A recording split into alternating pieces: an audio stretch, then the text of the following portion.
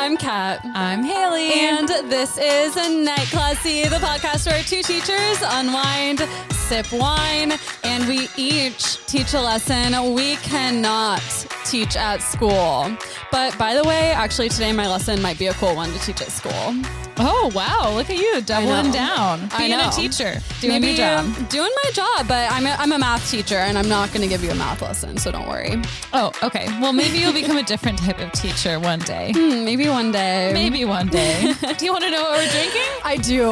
We are drinking the Boda Box. Imagine that. Boda Box wine. Award-winning wines and eco-friendly portable packaging. It pairs well with everywhere. I always say almost every time it pairs well with everything. Yeah, every single time you read it as if it's the first time. as if it's a new joke. I know. It just doesn't. It does make sense. I get it, but at the same time, I hate it. I don't think it does pair well with everywhere because we were talking about this last night, but I was reading the newest Twilight book and drinking this wine, and combined with that book, I made the wine taste like blood. And I got really grossed out. I still finished the wine, though. You like that blood. I guess I do. You're into it. Call me a vampire. I think it just tastes like wine. It's so hard for me to distinguish wines. Well, you lie, because we talked last night and you said it had a metallic taste like blood, and you agreed with me. It does, but it's so hard for me. I didn't notice anything until you said it. I just noticed, I'm like, okay, this wasn't my favorite one, but I was like, yeah, it was kind of like metallic-y. Yeah. It has chocolate notes on the nose and then a cherry aftertaste and then metallic finish is what I told you. Okay. And I stand by it. I'm not trying to be a weather fan or anything here, but all I'm saying is that most red wine tastes about the same to me. This one is just not one of my favorites. Because it's extra bloody. It's blood. It tastes like a fucking rare steak, whatever that tastes like, because I've never had one. If you had to imagine it, that's what this is. It's an old vine Zinfandel. Zinfandel. Rissell. Drinking an aged Rissell. He's 52 and lives in his parents' basement. Ready for the drinking. Yeah. Throwback to our second episode. I think it was. It's a long early time ago. Yeah. This is episode 36. Ooh. Almost 40. I know. We're middle-aged. Oh my God. Almost. That's gross. I know. Oh, I didn't mean to. Oops. Oh, if you're 36 or older, it's just scary to think about when you're in your early 20s. It's scary for me. I'm turning 24 in 2 months. Soon. And that's close to 25. Yeah. And if you turn the numbers around, it's 42. So how does that make you feel? I don't like that. Yeah. But you know what's funnier than 24? 25. You know what's funnier than 25? 26. We're so stupid. Nailed it. Do you have anything to talk about? I don't think I do. I do. I have something major to talk about, actually. Okay. Really? Yes, God, I almost texted about it today, but I was like, no. Save it for the podcast. Oh Alex's voice came through my head. And Alex was coaching me. We were laying in bed before we fell asleep last night, and he was coaching me on how to be a better podcaster. It was okay. Wow. You're Thanks. My personal work and business life. Yeah. Is well, all I said I have one note, and she's like, tell me. And I'm like, I'm not going to tell you. She's like, tell me. So we're getting a little bit of a different story here where I'm coaching her after she ordered me to. Why would you say you have a note and then not tell her? Yeah, that's just rude.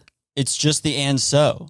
She starts every sentence with and so. Yeah, you guys don't know because Alex spends hours editing it out, but I start every sentence with and so when we're doing the podcast. So I'm going to stop today. Yeah, today it ends. That's the Cold reminder. turkey. Yeah. Cold tofurkey. Cold tofurkey. Alec will no longer be coming home at 12:30 a.m. on editing night. Yes, please, no more. Gosh, I feel bad. Really bad. I feel pretty bad. Well, it's my fault. I was like, does Hayley still do it? And he's like, no, but you do it every minute. I was like, oh.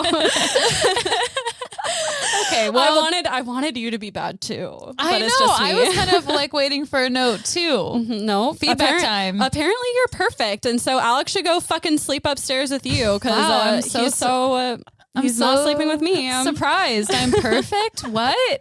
Wait, what's the word? Perfect, you said? And Say it again. so maybe we should get back to Hayley's story.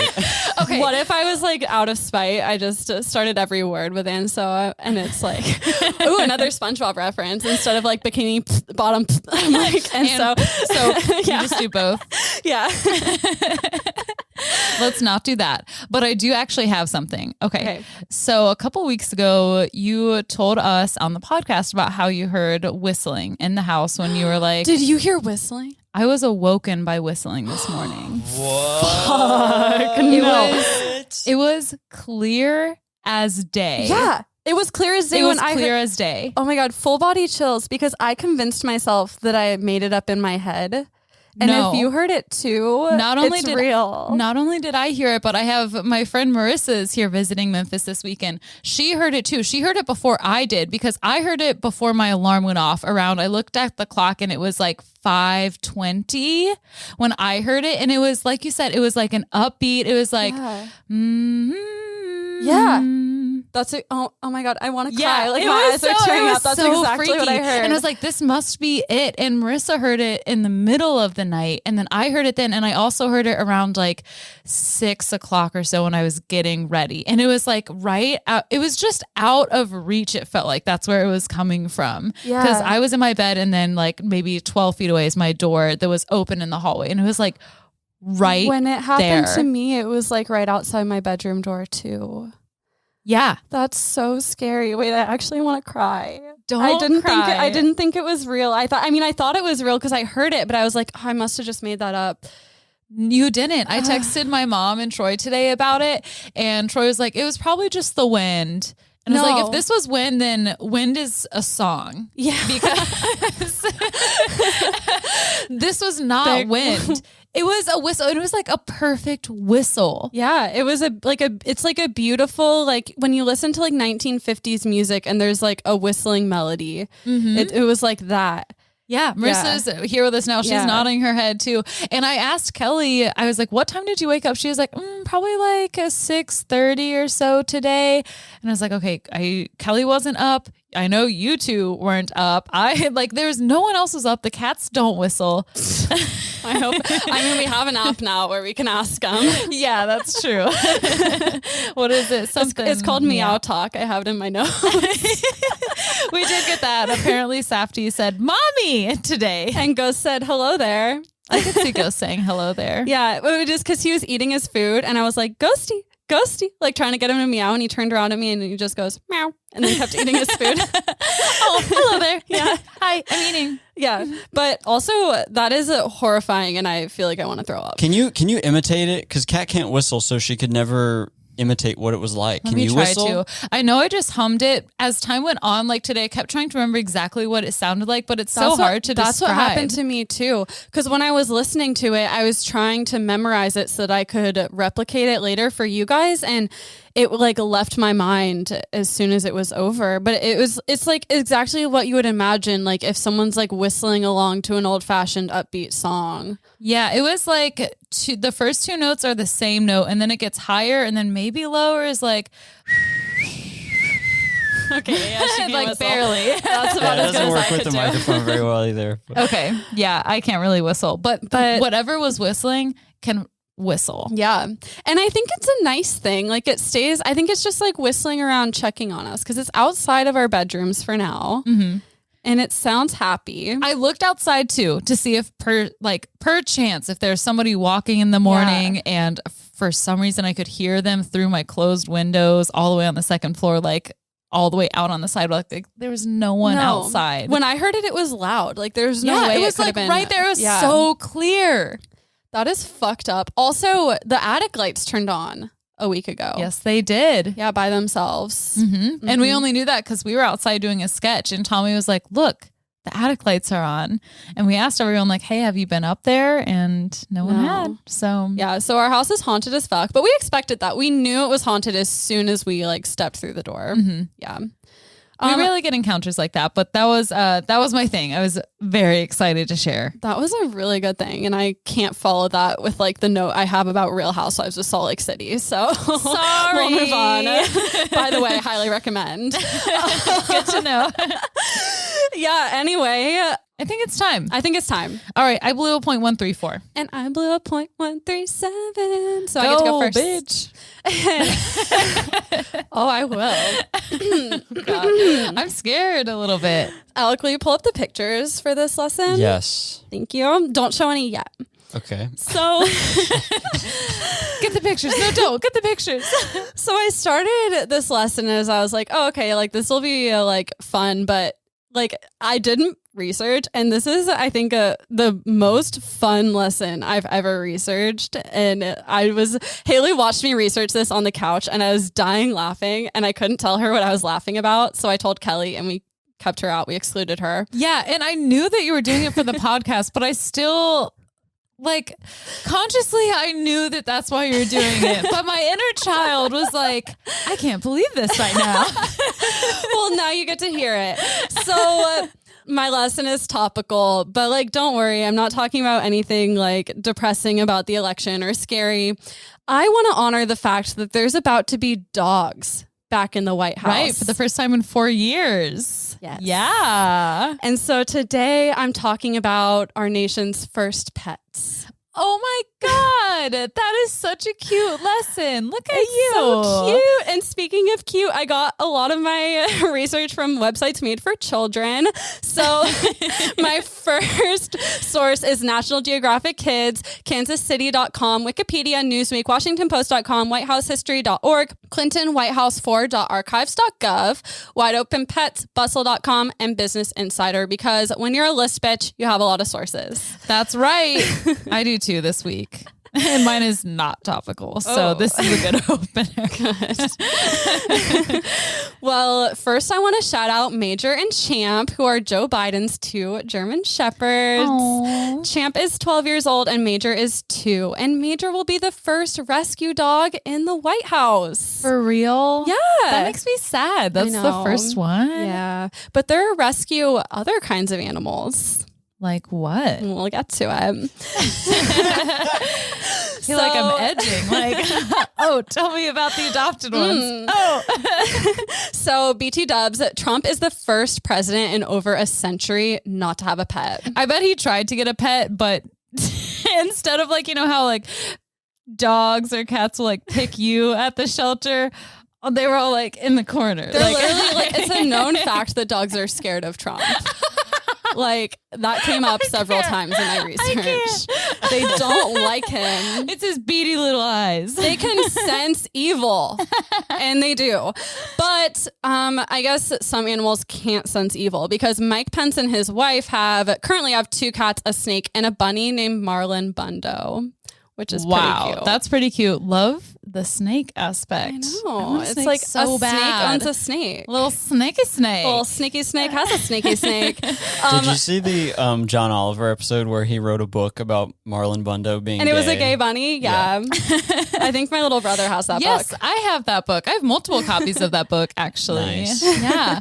It's like Mike Pence, whenever whenever the snake sheds the skin, he like touches and it like shivers. Like he gets all... He's like sexually aroused by snake skin and not his wife. He has to sleep under a heat lamp. He's cold-blooded. So Mike Pence does have pets. Trump, to no one's surprise, is embarrassed that Pence brought animals into the White House, because that's the most embarrassing thing about Trump's White House, apparently. Yikes. Okay, what happened in his childhood to make him not like pets? They don't like him. They can sense his evil. And Trump called it low class to have a pet and called the Pences yokels. What is a yokel? I don't even know. Like a hillbilly. Oh. I know. If you Google oh no, this is so funny. So this is not funny, but it's like actually really funny. I was Googling, does Mike Pence have any pets?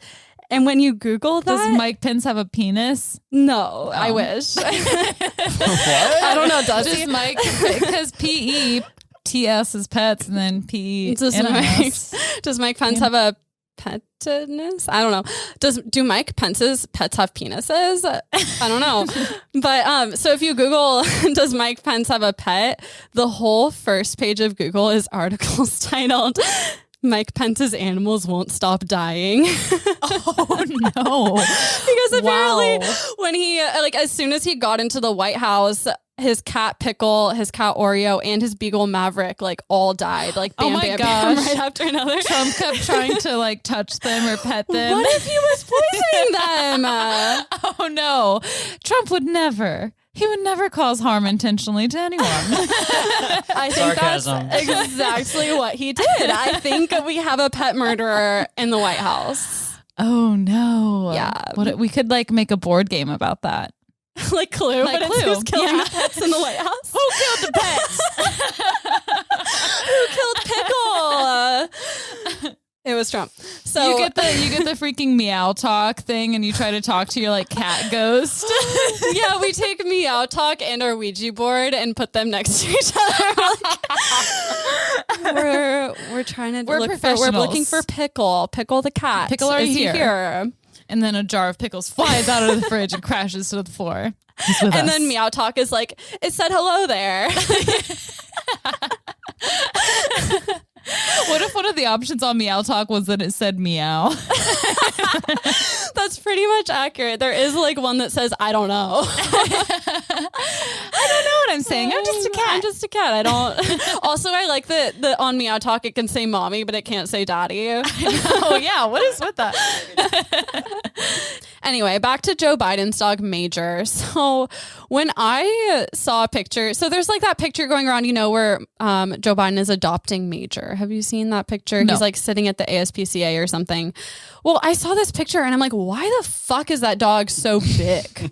Like, he's bigger than, do you have the pictures? Oh my God, is Biden He's actually, like, bigger 4'8"? than any dog I've ever seen. I was like, is that dog huge or is Joe Biden small? So look at this picture. Oh my God, He is looks huge. And so I looked on Snopes, and according to Snopes, there's, like, an internet prank going on where someone photoshopped Major to look huge. And he's not actually that big. There's the real picture of him. That's great. So Major is not huge. He is big. He's a German Shepherd, but he's not, like, bigger than Joe Biden. He definitely has personality. You can tell. He's, like, his head is tilted towards the camera, and he's got his mouth open, little dog smile, He's ears so up, cute. ears up, chin down. Yeah, will you describe he is. the size difference?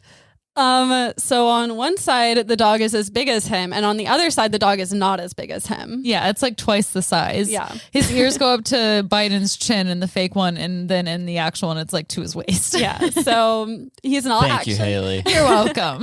He's not actually huge, but he Yeah. is actually adorable. True. You ask Kat to describe a picture, and she's like, they're different. Yeah. I don't describe, okay? She's like, what is this, like radio or something? What is this, an auditory medium? I refuse to believe it. So, as I'm sure you could guess, the most popular White House pet is a dog. Dogs have been owned by 30 of the 45, soon to be 31 of the 46 presidents of the United States. And we all know Bo and Sunny, the Obama's adorable Portuguese water dogs. And they're super cute, but they're not interesting. Dogs are not interesting. I want to talk about the interesting White Give me House the pets. crazy pets. I'm going to give you the crazy pets. And so I do want to preface this by saying that keeping exotic animals as pets, as we all know from Tiger King, is not funny and it's animal abuse. So Have you ever I'm not had a, like, condoning any of this. have you ever had, like, an off the beaten path pet? Not like an exotic pet, but not a cat or a dog or I've had fish. hermit crabs. Hermit crabs. Okay. And then I was a freshman in high school and I had hermit crabs. So the whole, like, funny joke was that Cat has crabs. Nice. We Yeah. just watched Easy A last night, and that's Oh my God, that, I like, watched definitely Easy A 2 nights Oh my ago. God. Oh Yeah, I my saw it on God. Netflix. That's and how I was you like, watched it? Yes, I love that I movie. showed it to Kelly and I don't think she thought it was funny. Really? Oh no. She laughed at some parts, but I was like, I feel like you had to have watched it in high school when it came out because it is really cheesy and dumb. And It she is, hadn't yeah. seen it. And so watching it as an adult, I was like, okay, this isn't like really that funny. But like, That's what I I really was- wanted to watch it. Yeah, that's what I was thinking too. It's like watching Twilight as an adult, and you're Yeah. like, "Wow, this was so magical." When I was in sixth Yeah. grade, what happened? I know. And I thought Emma Stone's character was like the funniest, coolest girl. And I Oh, wanted yeah. to be just like her. And I was watching this the other day and I was like, if I knew someone like that, I would punch her face. Like, she's so annoying. I couldn't fall asleep. I was like, why is she being so dramatic? And why, this is a movie. She was so obnoxious. But I still love that movie. Me too. So anyway, cat house crabs. I had crabs. Right. Okay. I don't have them anymore. They died. Also, I have another disclaimer. So a lot of former US presidents did horrible things, and I'm not making light of that or diminishing that by talking about their pets in a lighthearted manner, because the pets didn't do anything. It's not their fault. So we're going to talk about them. We're going to talk about how cute they are. Random fun first fact.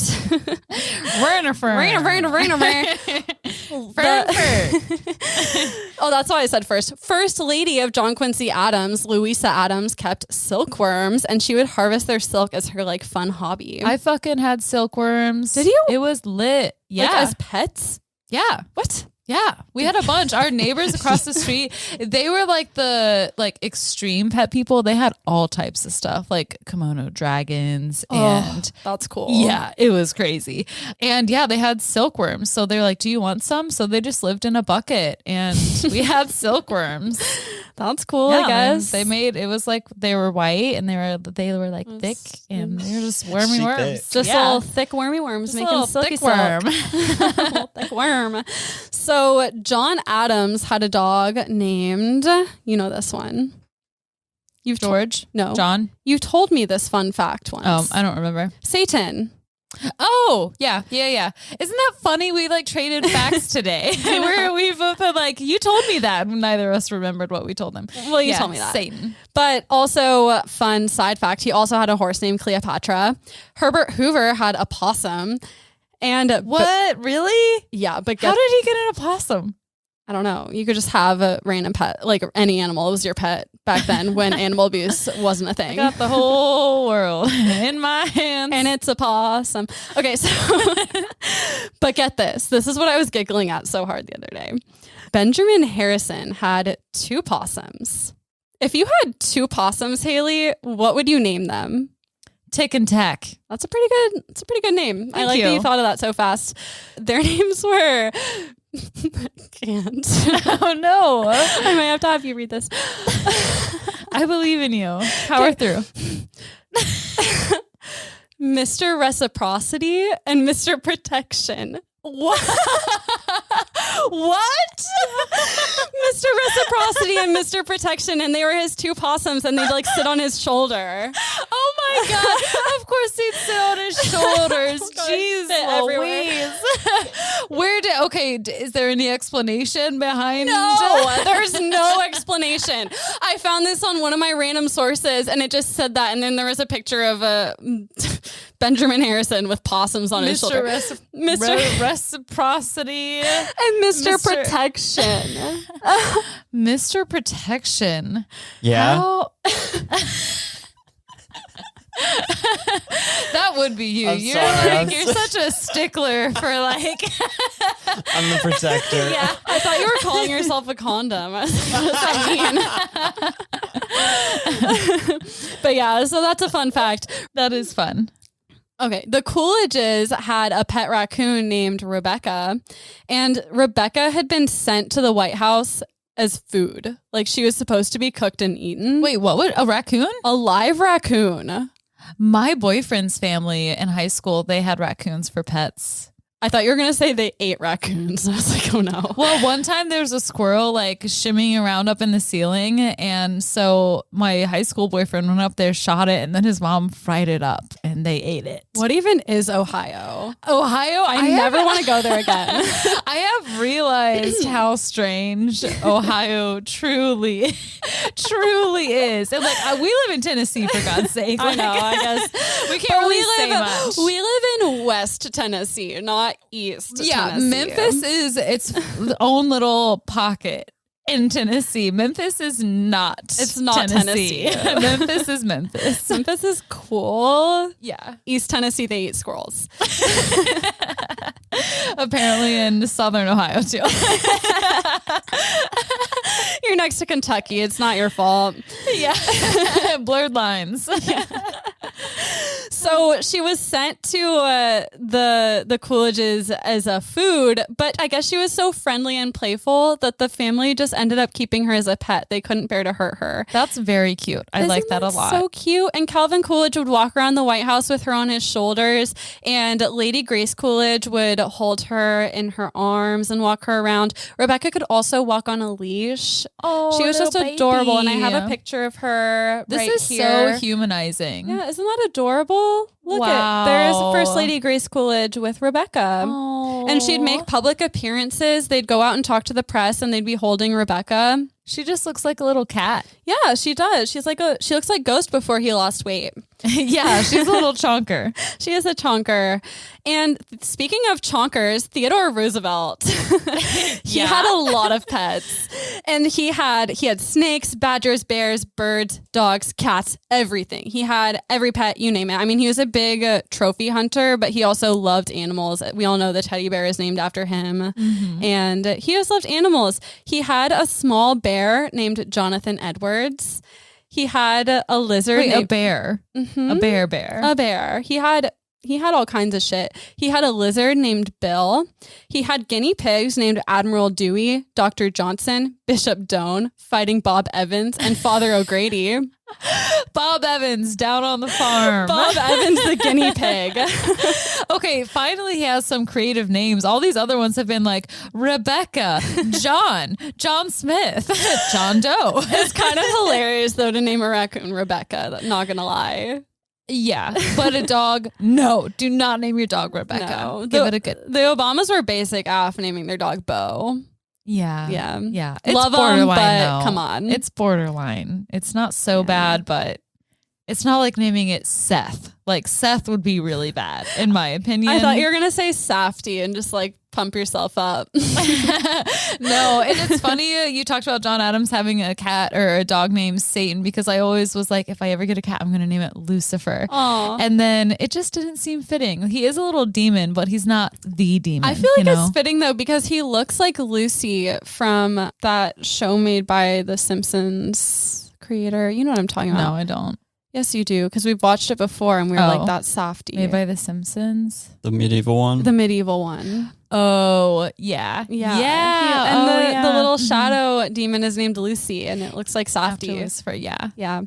Anyway, he also had a pig named Maud, a badger named Josiah, and Josiah was given to him as a gift by a little girl. She was trying to hand him a baby badger, and I guess he's quoted as saying, "Sure, why not?" And so Josiah lived in the White House until he started attacking guests. Oh no! I know. I guess he was like a little ankle biter. He served security. Yeah, he was just trying to do his job, and he was relocated to the Bronx Zoo, which is probably good for him. Yeah. Teddy Roosevelt is quoted saying that Josiah, quote, "his temper is short, but his nature is fundamentally friendly." Oh. And I'm like, same. Who needs the Secret Service when you could have Badger service? I would like some badger service. I Not want gonna Badger lie. service. I think a badger would fit in very well with our cats. I think I would too. Ghost kind of looks like a badger. He reminds me of one. Yeah. They have And- eyes and a nose. They have both Ears. and ears. Yeah. And fur. Fur. What? And legs. 4 of them. Is Ghost They have a a tail. badger? It's Badger the Ghost. Aw, Ghost the Badger. Ghost the Badger. Sounds like a cartoon. Teddy Roosevelt's daughter Alice was also amazing at naming animals. She had a garter snake named Emily Spinach Oh. because the snake was green like spinach and as thin as her Aunt Emily. That'd be, I don't know how I would feel if one of my family members named a pet after me. A snake after you. Yeah. I would love it. Are you kidding? I don't know. I'd be so happy. Yeah. I don't know. I'm indifferent about it. I would feel good. I'm just so against naming pets strict, like very specific human names. You know, like some names are just not like, you need to have fun names for your cats and your dogs. But sometimes the most fun name is naming it a ridiculous human name. that's true. So you can't pick like a boring, like, No, you can't name a pet a name you would name your child. Yeah. But you can name a pet a human name if it's something like old fashioned and weird. Yeah. I don't know where I stand. I on mean, it. The I'm not lines trying are to tell blurred. anyone what to name their pet.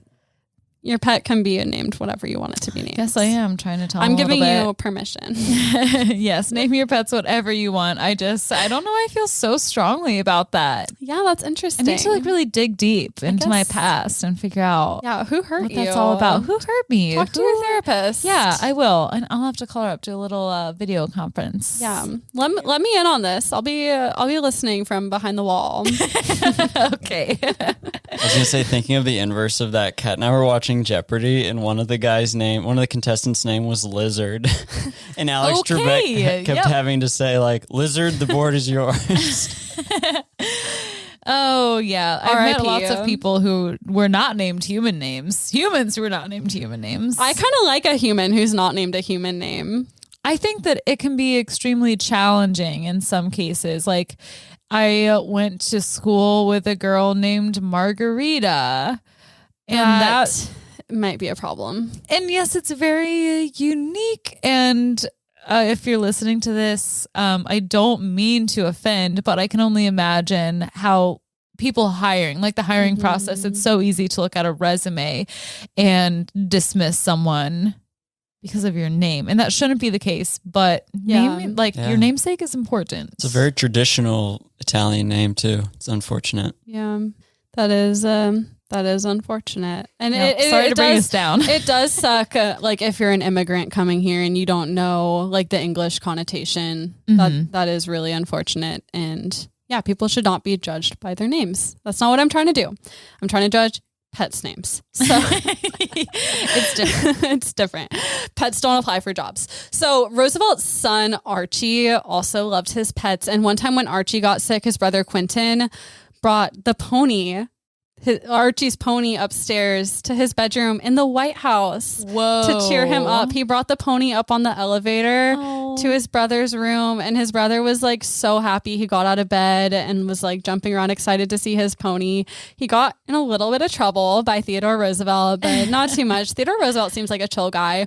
And but like I guess it was hard to get the pony back downstairs because the pony caught a glimpse of itself in the mirror. What? And didn't want to stop looking at itself, according to legend, and didn't want to come downstairs. Yeah. Oh, that's funny. That's like me when I'm getting ready to go out. I just literally. like don't want to go out because I want to keep getting ready. I heavily relate to that pony.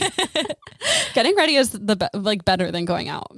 Yeah, the fun, like we had so much fun today listening to music and getting hyped up, like especially if you have a little drinky drink while you're getting ready. Yes. It's like but it's bad if you're getting ready and you're doing your makeup and it hits and you're like, oh shit. Oh, I don't know how the rest of this makeup is going to go. Like if you go a little too hard. Definitely. Did you ever watch the Jenna Marbles video where she's like, when girls are getting ready, there's a peak of like how good they look. And then the longer you spend waiting at your house, the worse it gets because you just like put more glitter on or like put on more eyeliner and it just gets worse and worse and worse. Gotta know when to hold them, gotta know when to fold them. Yes, you gotta know the sweet spot for your face. It's hard though when you have extra time, which for me is pretty rare to have extra time. So Yeah, that's true. Well, you look good tonight. thanks. You look good too. Thank you. Got those new leggings on. I got my new Amazon leggings. They're Lululemon dupes and they feel good. Theodore Roosevelt once accidentally left his Scottish Terrier, Fala.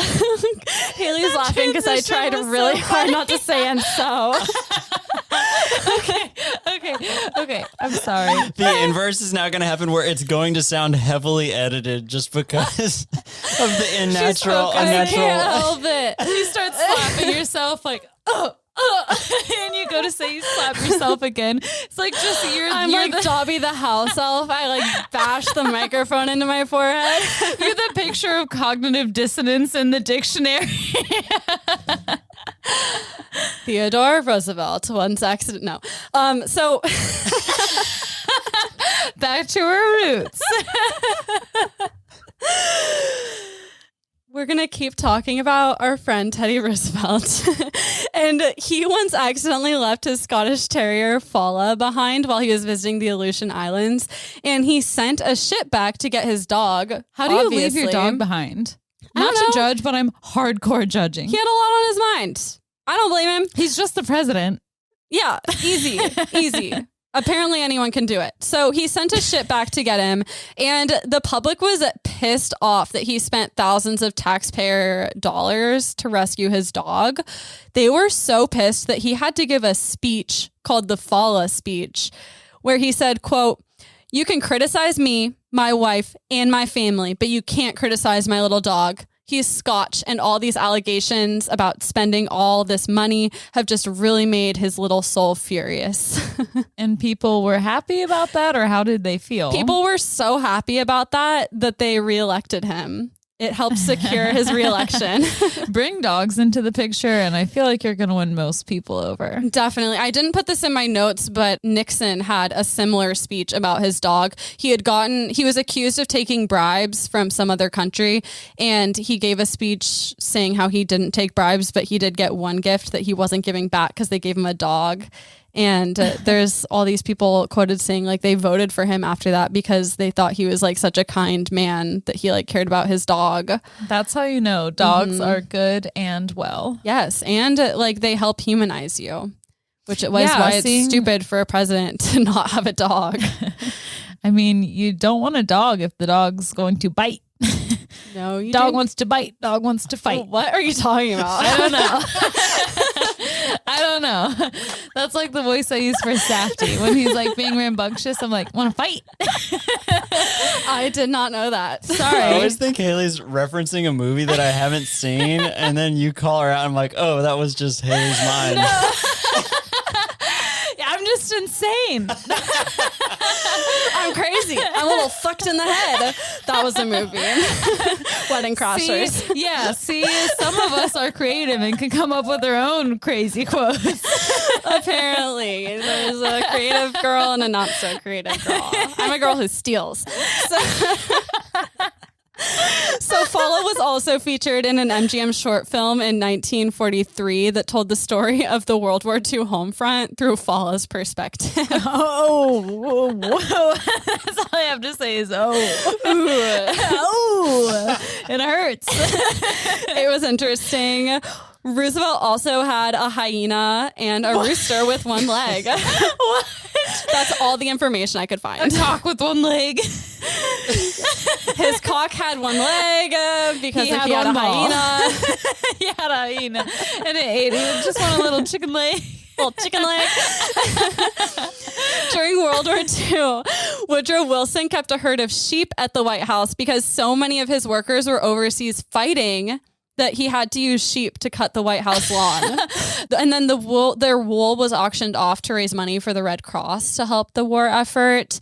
And one of the sheep he kept was a ram named Ike, who apparently chewed tobacco, according to urban legend. Okay. Also, according to urban legend, I mean, this is kind of real, but it created kind of an urban legend. Tad Lincoln, the son of Abraham Lincoln, had a turkey for a pet. So in 1863, when Tad was 10 years old, a turkey was sent to the White House like a month early before Christmas for the Christmas feast. He was going to be killed and eaten at Christmas. But Tad and the turkey became friends. And when Christmas got closer, little baby Tad realized that his friend Jack the turkey was going to get killed. So according to urban legend, he burst into a cabinet meeting crying and screaming for his dad to pardon Jack from the executioner. Oh, so sweet. And thankfully, Jack was pardoned. And allegedly, this is where the tradition of the president pardoning a Thanksgiving turkey originated. Oh, I didn't know this was a tradition. Yeah, they do it every Thanksgiving. They like send a turkey to the White House and they're like, we're not going to kill this turkey. It's a whole thing. It's a stupid United States thing. It'd be really funny if they sent a bunch of turkeys and they're like, and they had to pick one. Pick one. That's what they should start doing. They should. As a vegetarian, I think that's hilarious. John Quincy Adams received an alligator as a gift from French Revolutionary hero Marquis de Lafayette. He kept the alligator in the bathroom of the East Room, and he would bring guests up there on house tours and not tell them there was an alligator in the room, and then they'd open the door and see a giant fucking alligator, and he thought it was a hilarious prank. Oh my God. What the actual heck? I know. He's like bringing Florida to DC. That's crazy. It was crazy. And Herbert Hoover continued the tradition with his own alligator. He thought it was that funny. Neither alligator have a name. I checked. Also, neither alligator lived beyond 9 months because they were in a house. Apparently, they make good nuggets. Never had it. Really? Oh, maybe I have had one. I've either had alligator or crocodile when I was a young tot. You probably had alligator because that's what we have in America. Okay. Yeah, probably. Calvin Coolidge had a pygmy hippo named Billy, and we have a picture of Billy. He had been captured in Liberia by Harvey Firestone, who gifted him to Coolidge. Definitely animal abuse, but it is really definitely fucking messed cute. up, but it's very cute. Yes, it looks cute. like, I mean, all hippos look the same to me, but it reminds me of Fiona at the Cincinnati Zoo. Fiona, I almost said the dragon. Hippos are kind of real life dragons. Yeah, they're real life dragons, except for no wings, no fire, no scales, and they're completely different. And they're not the same at all. Thomas Jefferson had a mockingbird named Dick, and he once wrote a letter to his friend warning his friend's children not to mess with his bird Dick. The letter said, quote, "I sincerely congratulate you on the arrival of the mockingbird. Teach all the children to venerate it as a superior being which will haunt them if any harm is done to itself or its eggs." That is a very scary way to say treat living things with respect. I'm in full support. I am too. I stan. Is that a thing that we say? Yeah, did I use it correctly? You stan Thomas Jefferson and his bird. Yeah. Okay. Good to know. Dick, to be precise. I stand Dick. I stand Dick. Put that in the notes. We're using it. James Buchanan was given a herd of elephants by the king of Siam, and he gave away all the elephants except for one, which he kept at the White House. And what? I know. And according to rumor, now's the time to say what? He offered the elephants to Abraham Lincoln to use in the Union armies. Did they do it? No, this is just a rumor that he did that. Oh, We're not sure, but it's a pretty cool rumor. yeah, it's pretty cool. I could see him like jokingly being like, "We've got all those we have elephants, just elephants. throw them in. They Take use down it- the Confederacy." Right. I mean, do what you got to do. I don't actually want that to happen. Let me be clear. I don't want elephants in war. No, but there are elephants are used in war all over the world. Yeah, they're big beasts. They're big. They're big motherfuckers. Speaking of motherfuckers, Andrew Jackson had a parrot named Paul, and Andrew Jackson, I guess, is known to have like cursed a lot. He was always dropping F-bombs. That checks out. Yeah. So apparently his parrot picked up on that habit. And at Andrew Jackson's funeral, Paul was present because Paul was his BFF. But Paul wouldn't stop screaming curse words at Andrew Jackson's funeral. So he was removed. That's so funny that Andrew Jackson even had a best friend bird, and Donald Trump doesn't even have anything. It says a lot. Martin Van Buren was given 2 tiger cubs by the Sultan of Oman, and he was such a little fucking baby. He wanted to keep the tiger cubs at the White House and got in a huge fight with Congress over it because Congress was like, no, sir, you can't have tiger cubs. We want to put them in the zoo. And he literally like battled Congress over this. And ultimately Congress won and voted to have them put in the Washington Zoo. Okay, so this is what our tax dollars are going towards. We're paying people to argue about whether or not to keep tiger cubs in the White House. I mean, we weren't alive then. But America has always been great. Let's just say that. Make America make sense. Right, for the first time. One of the most famous White House pets is Macaroni, JFK's daughter Caroline's pony. Macaroni roamed freely on the White House grounds, and he and Caroline were featured in a Life magazine spread, and it was that spread of pictures that inspired Neil Diamond to write his hit song, Sweet Caroline, ba ba ba. Ever heard of it?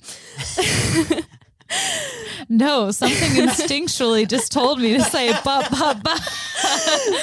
You can't control That it. was crazy. It was crazy. It's in my genes. It just makes you do it. And so I'm going to end on my final and favorite story. And I didn't find this in an article, but I lifted it from a comment by Reddit user Koi Bai. What if you're just like, I didn't find it in any of my sources. It came to me in a dream. I just made it up. The source is myself for all of this. So in 1992, George H.W. Bush's dog Ranger was like morbidly obese, and George H.W. Bush was trying to get the dog to lose weight so he could be healthier. So he wrote a letter to everyone in the White House to have them swear an oath not to feed anything to Ranger. Oh, poor Ranger. No, and he also put a "Do Not Feed Me" badge on Ranger. So he'd walk around the White House with a "Do Not Feed Me" badge to remind the staff not to feed him. And he also extended the order to Camp David that if a Marine or anyone else feed Ranger, they need to be ratted out by someone else. It was an order. Whoa. And Bush is quoted referring to Ranger as, quote, "a blimp, a nice, friendly, appealing blimp, but a blimp." Oh. And Ranger is adorable. Best thing George H.W. Bush ever did was have that dog. And so that is all I have. I love that dismissed. so much. Thank you. You're welcome. Let's hear a quick word from our sponsor, and we'll be right back. I just threw out all of my other lip balm because I got a new box of Ralphie and Alice. and I'm not even lying to you. You guys. freaking yeeted them. I was like, bye. No more of that petroleum shit. I'm all natural vegan, baby. It's like breaking up with a bad boyfriend. Yeah, I was in not a good relationship with lip balm. And my lip balm wasn't in a good relationship with the environment. So you broke up with him and you found your new bae, Ralphie and Alice. Ralphie and Alice is a vegan, organic, environmentally friendly lip balm brand. And their lip balms are bomb. Yeah, the bomb. My favorite, I'd have to say, is probably the pop stick. I really like a little tint to my chapstick because I just need that little pop. As a teacher, it's like you just wake up, personally, I put on my eyebrows, mascara, and then a little something for the lips, something to look alive. Yeah, Ralphie and Alice does that for me. Yeah, me too. I get horrible chapped lips, so I need something ultra moisturizing, which is why I like the lipsticks. It's just plain, it's unscented, just very ultra moisturizing. I'm obsessed with it. And I also like the Soul Stick because it has CBD in it, so it reduces inflammation. And my lips get very inflamed, so I'm just obsessed with those two. I use them together. Right. When your lips get so inflamed, it's like you do have an abusive relationship with average lip balms, but Ralphie and Alice is not your average lip balm. No, it's not your average lip balm at all. And they just came out with a new 2-pack. You can buy any 2 lip balms. You can buy my 2 favorites. You can buy Hayley's 2 favorites. And when you buy a set of 2, you get a reusable little case for them that says Ralphie and Alice, and it's so cute. It makes little packy pack. A little packy pack, a little snacky snack, and no, don't eat it. And so it's just the perfect stocking stuffer. The holidays are coming out. It's the perfect little gift for your best friend if you just want to give them a little present. Yeah, link up with some lip balm. Yeah, it's very, very affordable. And if you want it to be even more affordable, we have a promo code exclusively for our listeners. Nobody else gets this deal. Special. It's a very special. Just for you. Go to ralphieandalice.com and use our promo code NIGHTCLASSY, no spaces, and get yourself 15% off. 15% off? 15% off! I'm going to buy all the chapstick. Me too. I already have. We know you'll love it. It's amazing. It comes with cute stickers. It comes with all kinds of adorable stuff. And you seriously won't regret it. We're obsessed. Kiss dry lips goodbye. Hey y'all, I just wanted to let you know before I start this lesson, I am going to be talking about very heavy topics, including infanticide, neonatalcide, and child abandonment. So if you need to skip this lesson, please do. Stay tuned if you'd like to hear more. But if you feel like you may be affected by these topics, just move on to your next podcast. Thanks. Welcome, friends. I am curious to see how this lesson is going to go. Oh, It's definitely not topical. Yours was very happy and a lot of fun. I don't know what's going to happen with this one. I'm excited. Okay. Why are you making a I'm face? excited. Okay, I'm going to start out by giving the definitions of infanticide and neonatalcide. What the fuck is wrong with you? What? Yeah. So infanticide is. Yeah. I mean, Do we need a definition? do you know the difference between the two? Infanticide is when you kill your baby. Is neonaticide like abortion? Infanticide is when you kill it within the first year of life. Okay. Neonaticide is when it's been killed within the first 24 hours. Okay, I guess I'm just being a smartass and I don't actually know. I need the definition. That's all right. I did too. I didn't really know the difference. And also, let me just give a warning. This episode, I mean, there's going to be things about death and children, and it's not topical. Hayley, did you know this is a comedy podcast? Yeah. Did you forget? No, you'll see. You'll Okay, see. We'll get to it. okay. We'll get to it. Okay. just relax. Okay. Try to I'm relax. not relaxed. But the I'm gonna thing drink that more you wine. need to know, just drink about it, Okay, please. I will. Infanticide and neonaticide, they've really. But this has been around since kids have been around, but it was especially prevalent in the media in the 1990s. So I'm going to go over a few modern cases from the 90s that's going to kind of bring us into what got me interested in this topic. Okay, so there's Melissa Drexler. Have you heard of the prom mom, the No. mom who gave birth at prom? No, I don't think so. Okay, so that's Melissa Drexler. Was she the one that flushed her baby down the toilet? She didn't flush the baby down the toilet. There's a lot of different rumors about exactly what happened, but it's probably what you're thinking of. And a lot of this was in the media in the 90s. So a lot of it gets crisscrossed over. Okay. So I'm starting with her. Melissa Drexler, she was 17 years old when she gave birth at prom. Her entire pregnancy, she ignored it. She was in denial of her pregnancy. She knew she was pregnant, but denied it to herself. So That's what she I do with my student loans. right. Yeah. I'm in debt, but am I? Yeah, just ignore it. Yeah. So just like when you're pregnant and don't want to be, you just wear big baggy clothes and don't tell anyone else about your pregnancy or your Yeah. debt. And so you don't really have to deal with it until it's prom night. You're at your school. She didn't really noticeably gain weight either. There's some weird biological. A lot of times when you're effect. really young and it's your first pregnancy, you don't really show. Yeah, and that's exactly what happened. So she goes into labor. She had been in labor all day, and then at prom And she still at went her to her school, prom? she went to her prom. She gave birth in the bathroom, and then she put her baby in the garbage can and then returned to prom night. And then the janitor saw, they saw a lot of blood and they saw the baby in the trash can, and then it was like, Was it alive? it had passed away or ended up passing away. So the baby was dead. So that would be neonaticide.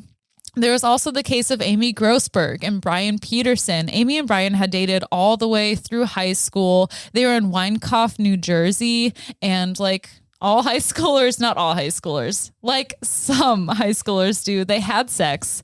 She got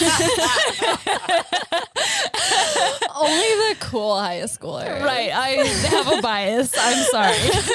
You're like, I was pretty in high school. No, No, not at all. I was the prom queen. I know. Hayley actually was prom queen and I hate her for it. Oops. You got to wear the prom queen crown though. So I got my you got your moment 15 of minutes fame. of Yeah. fame. in our house Yes. at 1 a.m. Quarantine was hitting hard at that Yeah. point in time. There's a picture if you scroll far enough on Instagram. Yeah, we're all wine stained in our lips and we're drunk. I don't know if I can say that. We don't Were get drunk. We don't get drunk. We don't drink. We We're don't have sex ladies. in high school. Never. Who would?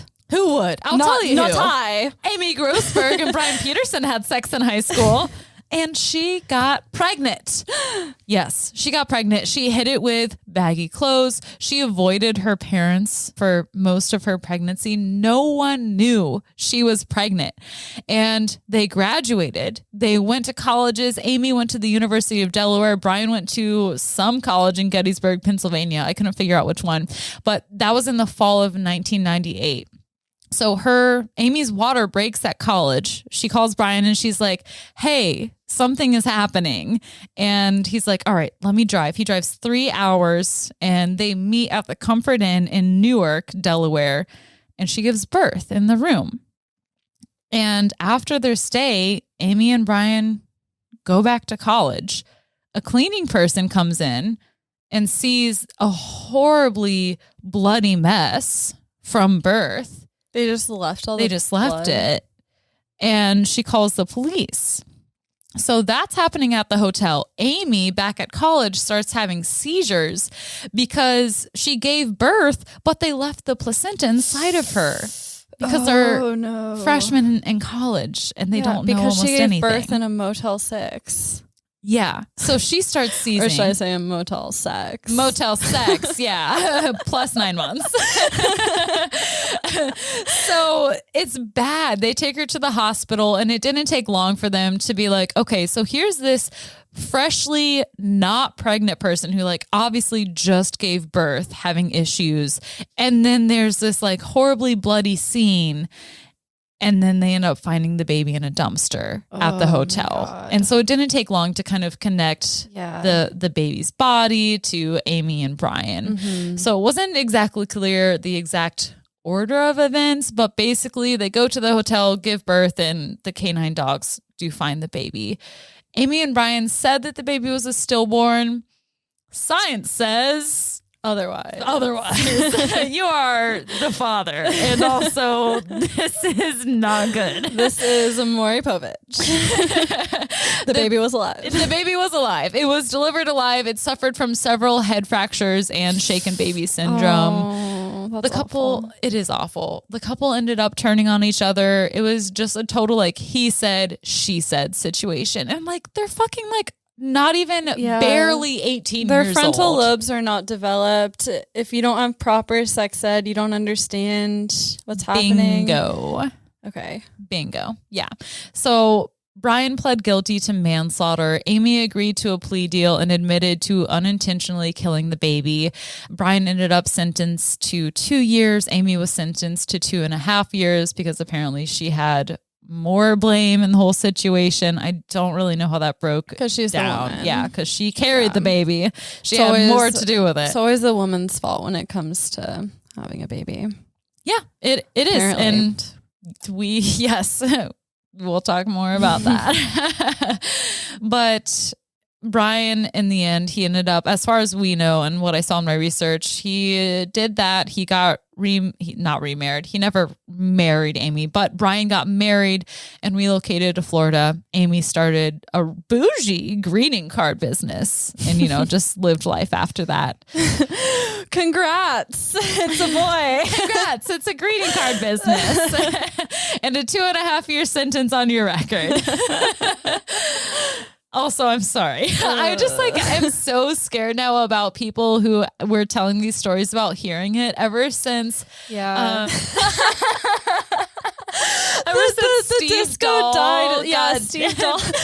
I don't know if you guys don't look at our Instagram closely, you don't know this, but one of the DJs that Steve Dahl works with tagged him in our post about how shitty he is. And he just did he tagged at Steve Dahl and then the shrug emoji after I got him in he's homophobic, he's racist, he's fascist, He's unself-aware. He's just the worst. Yeah, he is the worst though. He is the worst. And he got tagged in our stuff. Yeah, I'm sure he gets it a lot though because he's the worst. Yeah, and it wasn't even a random person that tagged him. It was a DJ in Chicago that I'm sure knows him personally. And there were no tags that were Steve Dahl or Disco we Sucks. hashtag anything like that. I don't know how she found it, but but they found it. I was real scared for a second that the insane coho lips were going to come after us. I was too.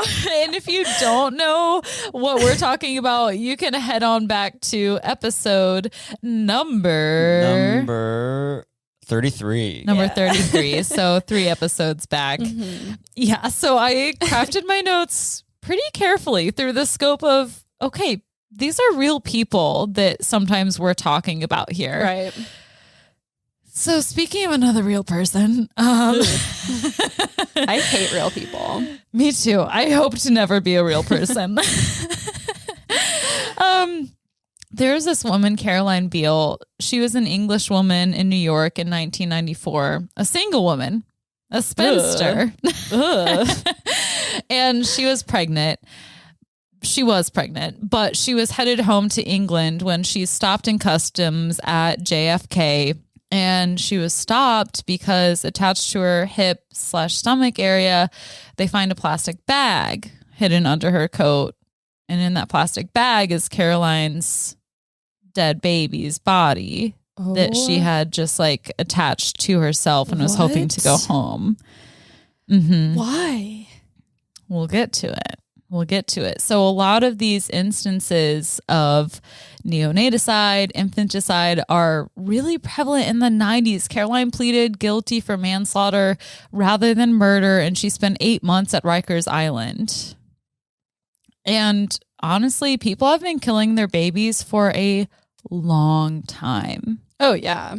We think of it differently in modern times, but it was legal in the ancient civilizations of Mesopotamia, Greece, and Rome for a multitude of reasons. It was population control, eugenics, illegitimate children, religious or superstitious beliefs about disabilities. I will note, though, that in Egypt, they viewed children with disabilities as, quote, sacred animals, and they actually had a lower infanticide rate than any other of the societies of their time for that reason. And we also have archaeological evidence supporting infant sacrifice in the Vikings, the Irish Celts, the Irish Celts, the Gauls, and the Phoenicians. So that just brought me to the questions of like, why do mothers kill? Like, who are these mothers? Because it's on the surface level something where it's like, why in the world would you kill your baby or like cause any harm to your baby? But it is way more prevalent than I ever thought. Yeah. It was. According to a study conducted by Michelle Oberman at DePaul University, she was looking at incidents of infanticide and women who commit it. They come from every race, ethnicity, and socioeconomic class. And just as many women who have low IQ scores who end up committing infanticide or neonaticide, they also have just as high IQ, like women who have just as high IQs committing these crimes as well. The main similarities they found amongst these women are that most of them are young and single. The mode age in this study was 17 years old. And the majority of these women live with parents or other family members. So they're not on their own yet. They have no sense of real independence. So for me, it's really hard to wrap your head around having a baby without having like your own sense of yourself in the world. Yeah. And they isolate themselves in pregnancy and do not tell loved ones. Mm-hmm. And they're also independently poor. So if they are living with someone, if you take away the wealth of the person that they're living with, they're broke. Mm-hmm. And they saw a lot of times after birth, reactions vary, whether it's exhaustion and they just fall asleep or to just extreme panic and they end up committing neonaticide or infanticide. And I mean, some women left the babies in the toilet, some threw them out the window, some suffocated them, some snapped out of their actions and tried to make things right. Mm-hmm. Some babies were brought to bed with the women as they just fell asleep in complete exhaustion. Some were hid in the house. There was one instance where a teenager gave birth to a baby, kept her in the closet for almost 2 weeks before the teenager's mother found the baby just like weakly crying. But the most common instance was the babies being thrown in the trash. Another study conducted by Daly and Wilson compared statistics from modern North America and our anthropological literature. And they found that those who sacrifice their babies tend to be young, poor, unmarried, and socially isolated. So there are a lot of precursors that can go into committing neonaticide or infanticide. And what we see a lot of is the instances of poverty, overpopulation, illegitimacy, rape, religious or superstitious beliefs, but the most common one being poverty. In 1970, psychiatrist Philip Resnick found that mothers who kill older children are in a psychotic state, but those who commit infanticide are typically not. And these mothers who do kill so young, they don't stand alone, and it's really far from it. Lots of mothers or parents also abandon their children for one reason or another. From 1991 to 1998, the incidence of newborn abandonment in public places increased 62% across the country. What? And for the life of me, I could not figure out why. I was panicking today. I was trying to get down to... Wait, so I'm sorry, Yeah. So from the 80s to the 90s, abandoning your children. From 1991 to 1998, so within 7 years, the incidence of newborn abandonment in public places increased 62% across the U.S. Do you think it was... Yeah, I'm sure there's a lot of possible reasons. There's a lot of reasons that could go into that statistic. It could be that there's more coverage of it, that they have that extra data. It could be population rising. But either way, in 1999, in an effort to really stomp out neonaticide and child abandonment in the U.S., they legalized abandonment. Before that, you could get in really big trouble for abandoning your child, which is reasonable. Your child could die from a lot of things if you just fucking left them somewhere. Right. So neonaticide and child abandonment are underreported, which is why these statistics are kind of iffy. But it's estimated that 150 to 300 neonaticides take place each year in the U.S. But starting in 1999 to 2008, all 50 states had safe haven laws in which parents could legally abandon their babies. Do you know anything about safe havens? Maybe I'm making this up, but you can leave your baby at like a hospital or a fire station or a police station, and that's allowed. Yeah, that's exactly it. So we're kind of getting into not the so deep and tragic. And I'm sorry that we had to lead to that, but I'd really like to open it up for more conversation now. So okay. Sorry, I was just like listening. I know. I was a little shook. I was too. That first top of the lesson was pretty deep. That was pretty heavy. But I mean, it's great that they changed the law and did that so that people who can't afford or aren't ready for a baby have another option besides ending their life. Not that that should ever be anyone's, I don't want to condone that, but there should be an option of giving up your baby. And that shouldn't be punished. Without any legal repercussions. Right. And especially when birth control and abortion aren't widely available. Yeah. So you nailed it. Safe havens, they're clearly marked. They're specifically designated. You have fire departments, hospitals, police departments. Some churches allow people to safely abandon and legally abandon their children. And most of these moms, and it is mostly moms, there are rights for fathers who may not be involved or things like that. It allows them to do so without any legal repercussions. And most of them do love their children. They do want to provide that life for them. But the reason behind it is that they feel that they can't. Right. If you can't provide for yourself, what kind of life are you going to provide for your child? Yeah. And of course, some people make it work, but a lot of people can't. Yeah. And there's a whole lot that goes into how this was created, at least in my mind, and people who support it or who don't support it. But we'll get to that. But let's talk about the results of safe havens. So Louisiana enacted safe havens in 2000, but they didn't get the word out about these safe havens. They didn't get their first baby safely abandoned until 4 years later. So Louisiana was kind of like a womp womp, but other states did enact funding for public awareness campaigns such as New Jersey, New York, Michigan, and California. So I'm looking at some graphs here that have data about illegal versus legal abandonment of children. And I'm going to go through these really quickly, not in depth to be boring or anything like that. But in Los Angeles County, there were 0 legal abandonments in the year 1999. There were 6 illegal abandonments. So people just leaving babies. Fast forward to the last year this study was done. In 2007, there were 2 illegal abandonments, but there were 15 legal abandonments. And you can just see the line go up from legal abandonments. And not only is it legal, but it's safer for the babies. They get placed in someone who knows what they're doing. They know the procedure to get this baby in care, get it examined, and get it adopted.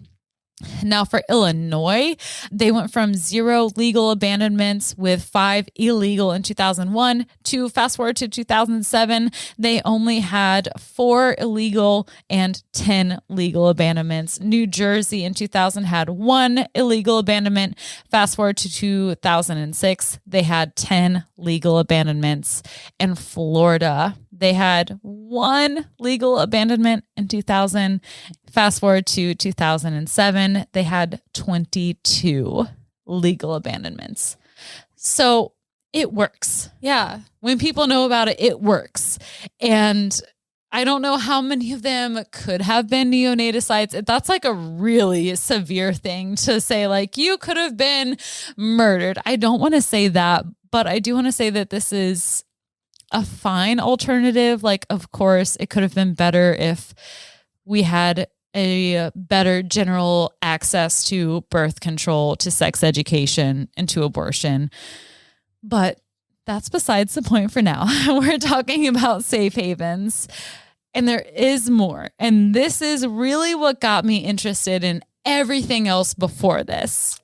So just like fashion, everything comes back into style eventually. And I really want to talk about baby boxes.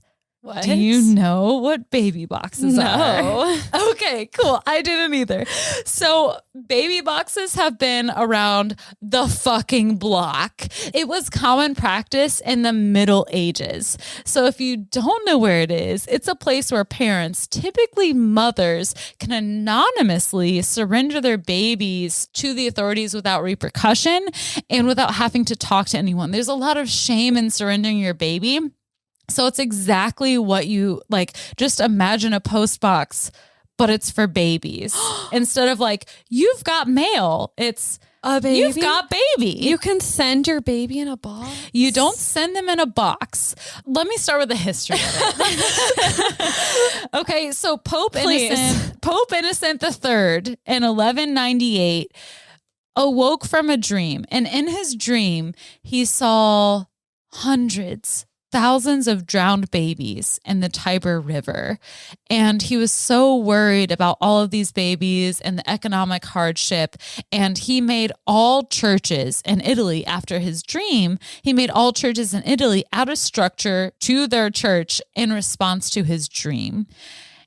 And so they had to create these things called foundling wheels, or baby boxes. It looks like a rectangle in an exterior wall of a church with a wooden pane over it. It revolves to open up a crib, and built into the wall is just a space that a mother could leave the child, turn the wooden pane back over, and ring a bell to alert the authorities that there is now a baby in the foundling hatch, or the baby box. That's kind of an amazing idea. It kind of is. Because I'm sure babies really were being drowned in that river. Yeah. Lots of people fucking drowned in the Tiber River. And to me, what's so funny and crazy and also sad to me is that it's the same whether you're in the fucking 12th century or right now. It's like, we're not going to give you sex education. We're not going to give you birth control. You cannot have an abortion, but I'll give you a baby box. Right. Yeah. Not that, like, I mean, they did have birth control in the 12th century. But I mean, they're like, the stigma around premarital sex has always been so prevalent. To give up your fucking child. Yeah. So here's a picture of a foundling wheel. Okay. It looks like a tiny little elf door. Yeah, it looks like a barrel in a wall to me. Mm-hmm. Yeah. And so that's the origin of them. They've been around for a long while now. And now they work a little bit differently. The door opens. Now it contains a warming device, a light, a sensor to alert the authorities when a baby is actually left behind. And it locks after the door is closed. That's good. So someone can't just like come behind, spin it around and steal a baby. You can't just steal a baby. We don't want that. Yeah. The first modern hatch was in South Africa in July 1999. So that's a big gap between, the 12th century and 1999. A few years passed. A few centuries. I mean, but if you wanted to steal a baby, you had a big window. That's true. That's true. But in South Africa in 1999, a mission church in Berea and Johannesburg created a modern day foundling wheel after the pastor learned about all these high percentages of newborns being abandoned. And the first baby arrived in October. So a couple months after they created this, they got their first baby. Since then, up until 2013 is when we have the data for. So from 1999 to 2013, 148 babies have come through that baby box in South Africa.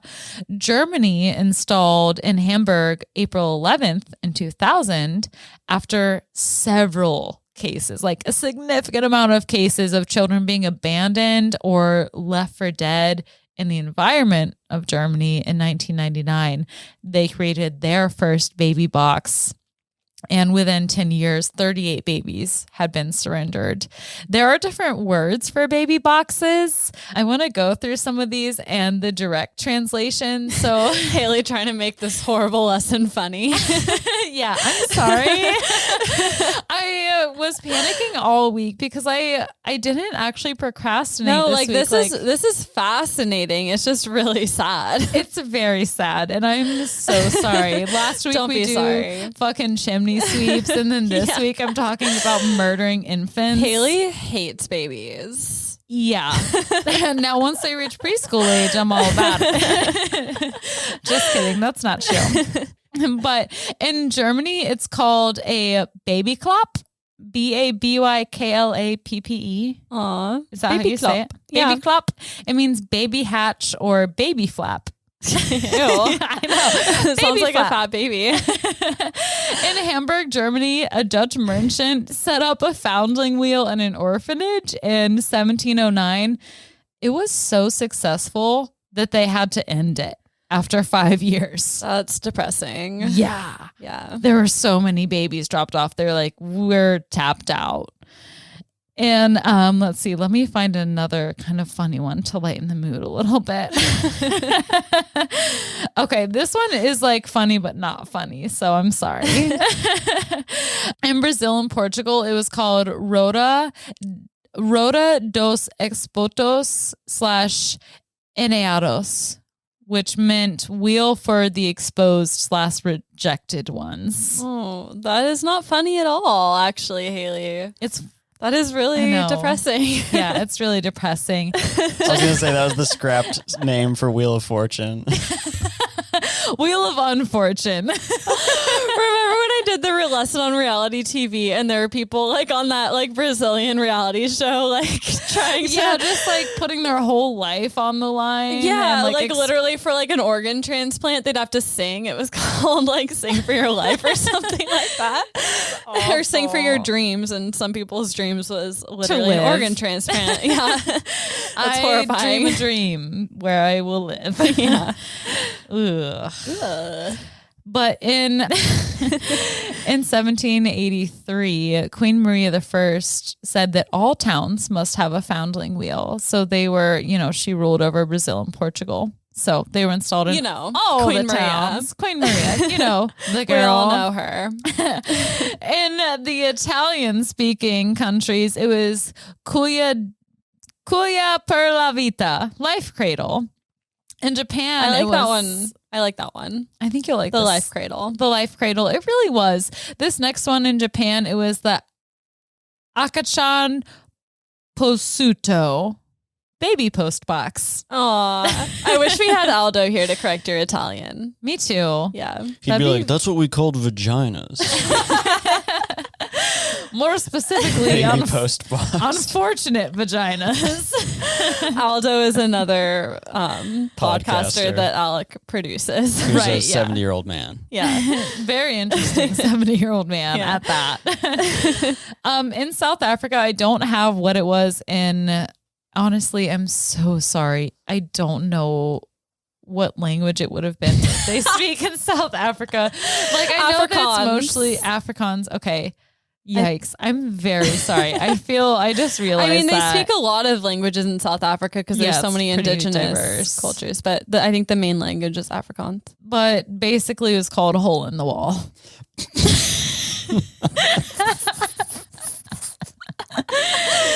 So there's that. Okay. And then in Britain, This is the most long wind up. Did you say Africa or South Africa? South Okay, Africa. good. South Africa, yes. Okay. In Britain and Ireland, foundling boxes were financed by the poor tax, which was a property tax to support the poor.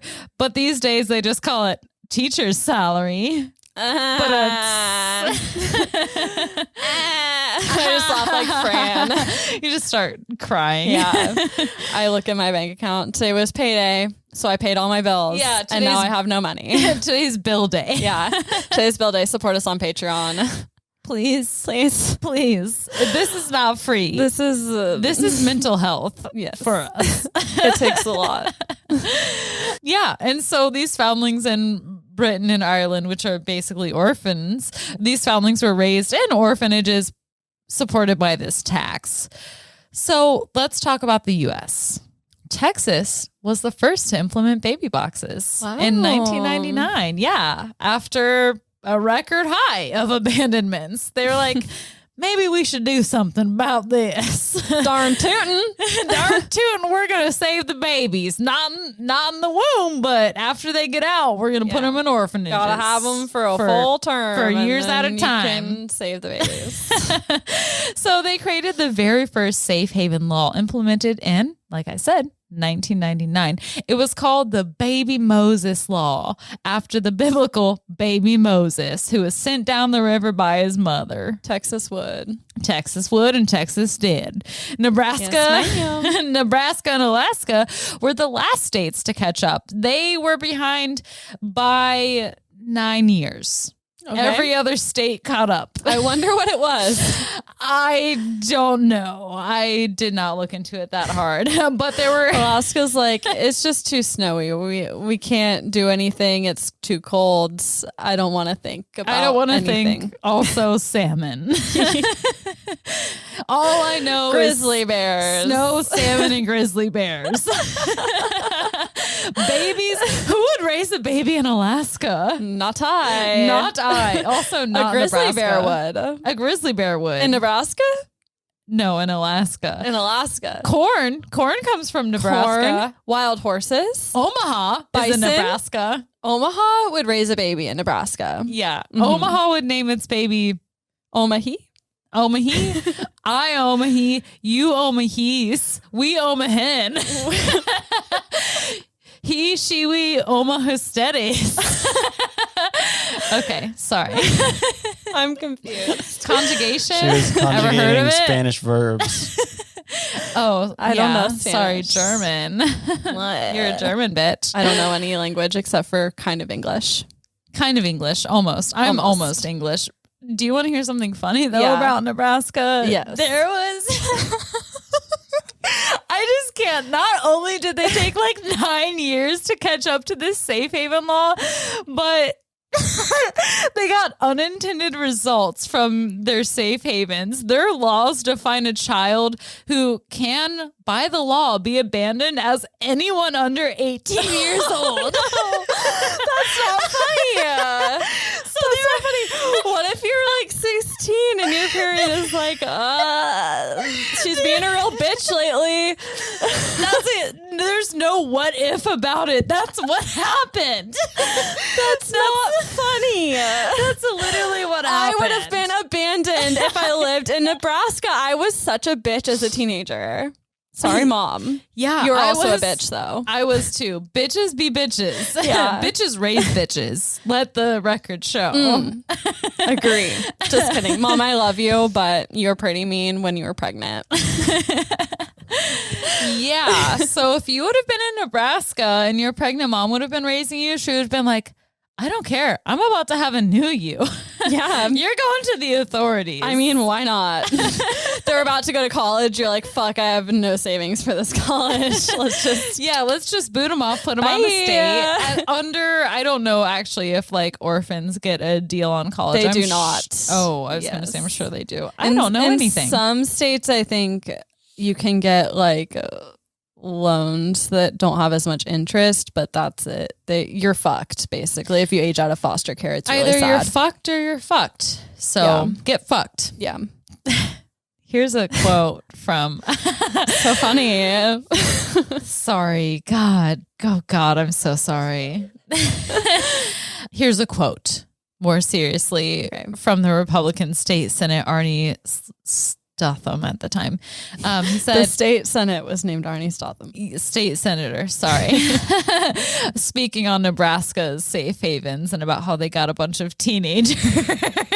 That's so like we're laughing, but that is really fucked up. That is And really it's fucked not up. funny. And it's really sad that we don't have the social services to support people who Right. feel like they really need them to be able to raise a child. Because it's not like we joke about having an attitude, but it's at the end of the day, it's really not that. It comes down to financial Yeah. reasons and drugs.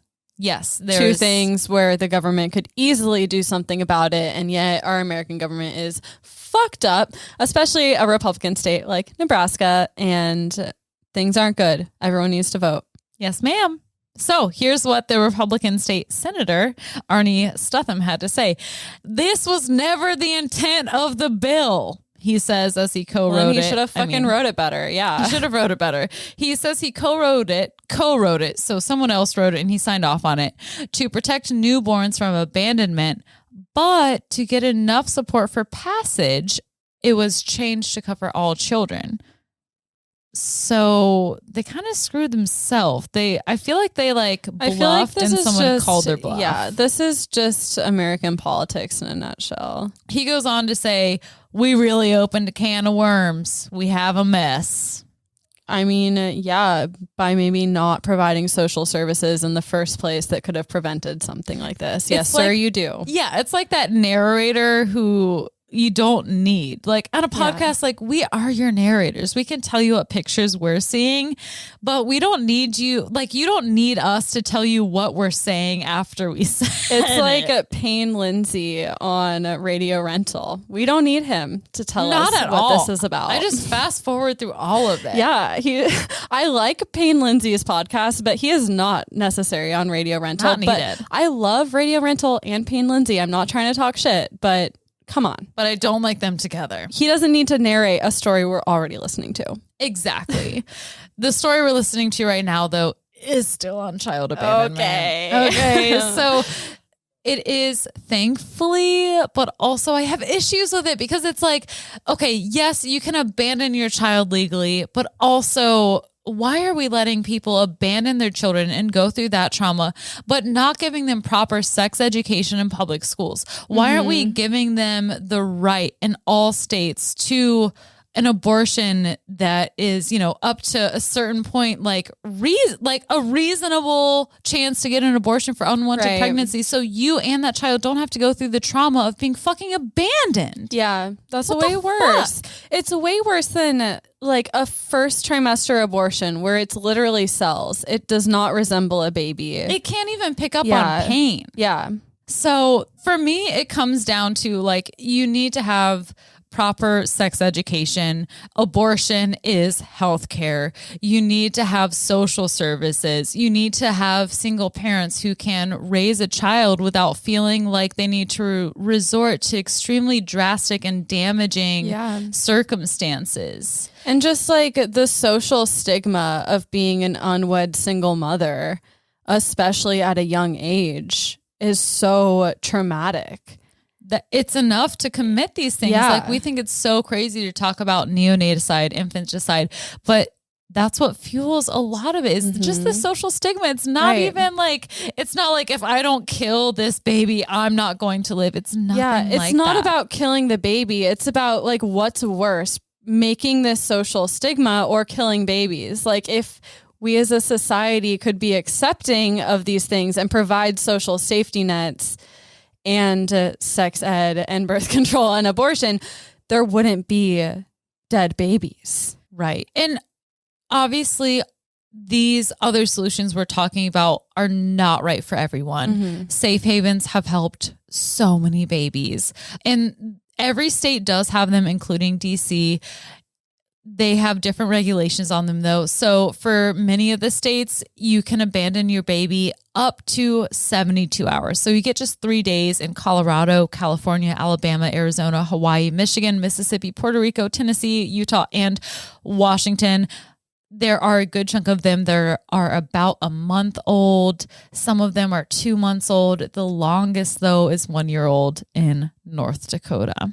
I think it makes sense to extend it for more time. Because if you're a panicked, especially undereducated and poor young woman, it might take you a while to find this kind of resource. Yeah, and that's exactly what the studies show is that there was most recently, I think it was in 2018, there was a young woman who gave birth and left her baby on a stranger's porch step. And she had to, she went on trial because she abandoned her baby illegally. And they're like, we have services for this. And she was like, I didn't know that. Like, especially like now it's a little harder to say you didn't know, but like before the internet, before everyone had access to the internet, like it'd probably be really easy to not know. Like in the 90s, I mean, we didn't have Wi-Fi at my house until I was like 10. Yeah, I remember going on a computer and typing in a bunch of crazy stuff. I had no idea how it worked. And I remember being like, I'm scared I sold the house. And my mom was like, what? Yeah, you were like, did I sell the house? I was always scared that I was going to get like kidnapped by a cyber predator because that's what they drilled in our heads. I'm on the internet and I'm a child. I'm at risk. I mean, that's actually true, but whatever. But all in all, safe havens have saved a lot of children. I'm going to end on a positive note, and then I'm going to show a quick picture. Riley's, I don't have a last name, but Riley is a young person who was adopted because she was surrendered legally by her biological parents, and her adoptive parents have always been open with her about how she came to be their daughter. Riley says, when I first knew I was a safe haven baby, I thought I was one special kid. Since the country's first safe haven law was enacted in 1999, the National Safe Haven Alliance reports that more than 4,000 newborns were legally relinquished using safe haven sites. And that is my lesson. Let me cite my sources because I'm sorry, there are a lot of them. Safehavenbabyboxes.org, childwelfare.org, religionunplugged.com, uslegal.com, US Today, mommuseum.org, New Jersey, or njsafehaven.org, murderpedia.org, Mothers Who Kill, Coming to Terms with Modern American Infanticide by Michelle Oberon, and William and Mary Journal of Women and the Law. And to close out our lesson, I have a picture of a modern day baby box and a dumpster that has a very specific label on it. Ooh. Did you say you were ending this on a positive note? I did not because say that. Because a dumpster that says no babies is not a positive note. Yeah, I thought you said you were going to show us a cute picture of Riley. Yeah, I thought we were going to see Riley like with a college diploma in her hand, like living her best life. But this is not it. And I were both like jaw open, like, wait, this was the picture? Oh, I'm sorry. Let me try and find the picture of Riley. It's okay. I'm sure Riley is thriving. Young person. Okay. Yes.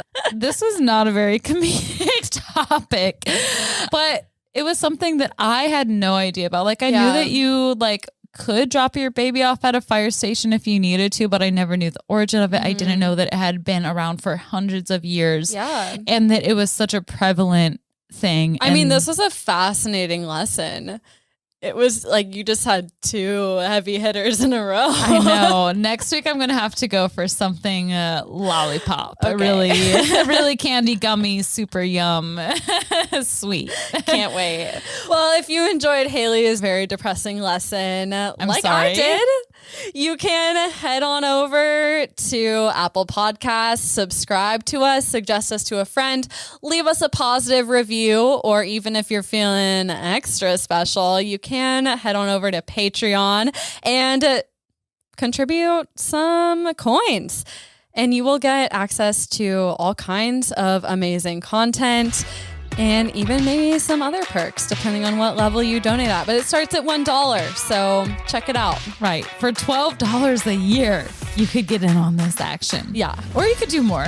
You could do more. I mean, you can do whatever you want to do. We're not telling you what to do. You do you, boo. But also, you should head over there. We have some cool stuff.